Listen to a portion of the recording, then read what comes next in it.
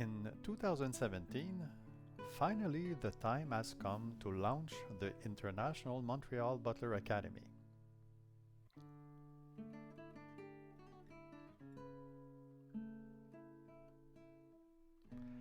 This is the official launching video.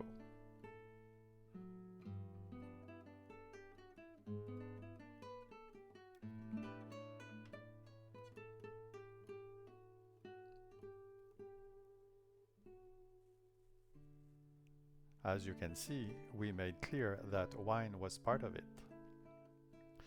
Gérard Basset agreed to become director of our wine program. Here, Gérard is wearing the pin of the IMBA.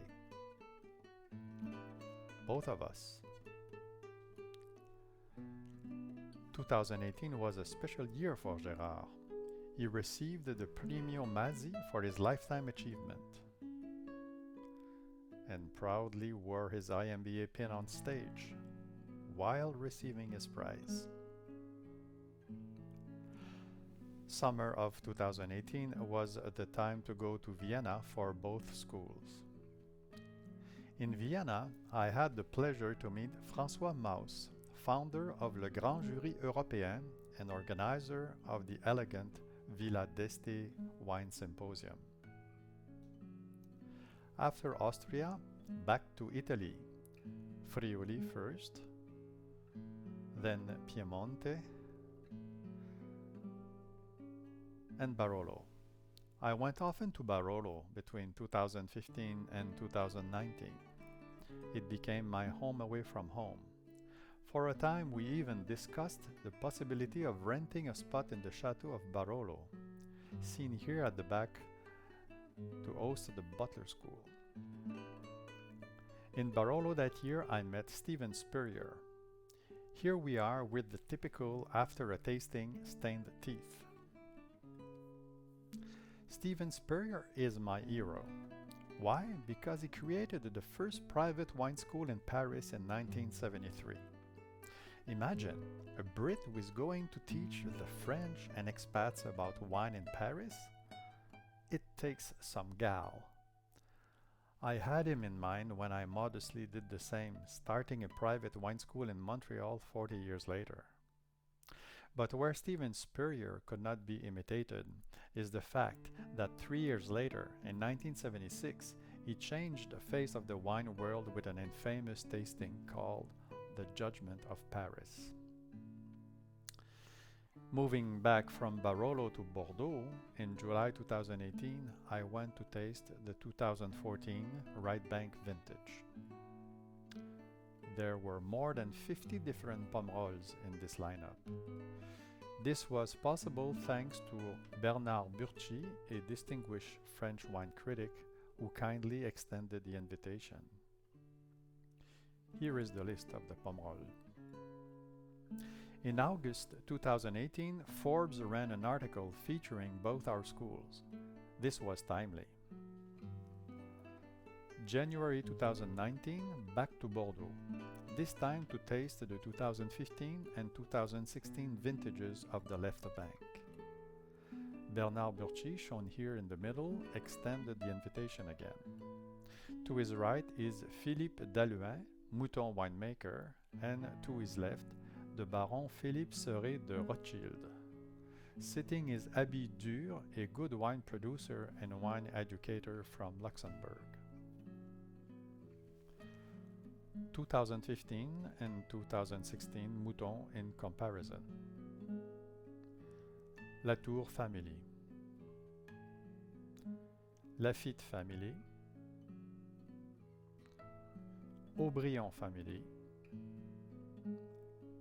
There was a sitting of Margaux too, and in situ at Chateau Margaux, presentation of the 2015 and 2016.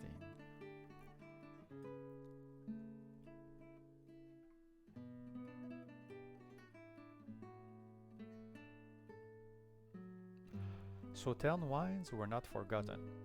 This picture shows the tasting at Château Laforie-Péraguet. The tasting was graced with Lalique crystal glasses, complement of the owner who owns both La Forêt-Péraguet and La Lique. Picture here is the January 9th lunch at ICAM with Pierre Lurton. To me, it was echoing the Cheval Blanc lunch on the 18th of October 2011, but this time we were at ICAM. Pierre Lurton, as mentioned in episode 3, manages both properties. Without a doubt, two elegant wines. And Bernard Burchi is right. Wine is poetry. Sad news came our way in January 2019. Gérard Basset left us. This is the book we, Gérard friends, commissioned to mark the passing of this unique gentleman. Gérard is missed by many. Indeed, he was the world's most favorite sommelier. But life continues. This picture was taken in Verona at the Amarone Anteprima tastings in February with my friend JC Vien. I was back to Verona in the spring of 2019 to judge at the Cinque Stelle 5 Stars event again. Thousands and thousands of bottles were waiting patiently to get evaluated. The setup for the 2019 5 Stars competition.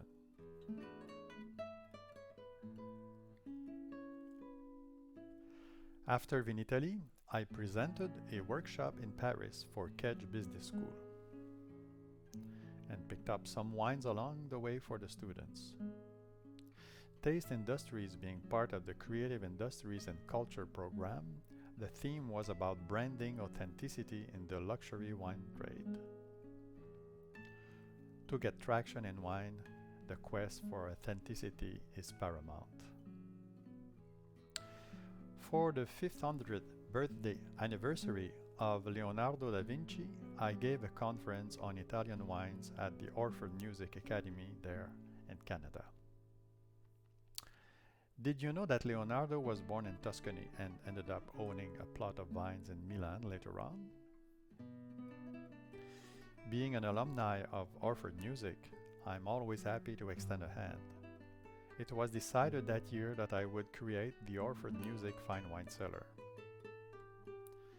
In the fall of 2019, we officially went public. Here is a picture with Wonnie Song, the artistic director and general manager of Orford Music. To prime the pump, we gave the first bottle. And we auctioned wines in order to give grants to the music students. Ronchi di Cialla family generously offered us fine old vintages. It is important to support young classical musicians and give them encouragement. I know it firsthand. In my youth, I got a grant from Orford Music. In the fall, I went back to Italy. In Sicily this time, to taste Edna wines. This picture represents the wines of Franchetti, an excellent producer of Nerello Mascalese. Coming back to Montreal, I wrote a report on Caricante, another great Etna grape. Now, the next picture represents something important that happened to be a game changer for us. It shows a long-distance tasting lesson via Skype. We started doing this in 2016, 5 years ago. What has always been paramount for the school is to build the palate of our students in the best personalized possible way. For this reason, tastings are conducted one-on-one, face-to-face for the local students, and on the internet via Skype or Zoom for the long-distance ones. Using technology, the school caters to students in all of Canada and abroad. Amari usque admare. The year 2020. Business as unusual. My traveling tasting book stayed closed, but I got busy tasting with the students via Zoom. Also, I offered seminars via Teams in English and French. Like this one for Kedge Paris on the value of authenticity in luxury brands. It got followed in October with a seminar on the case for soft skills acquisition. The next one has been for the students of Kedge Bordeaux. a seminar assessing the luxury industry via the angle of creation, innovation, and lux. This brings us up to date to 2021.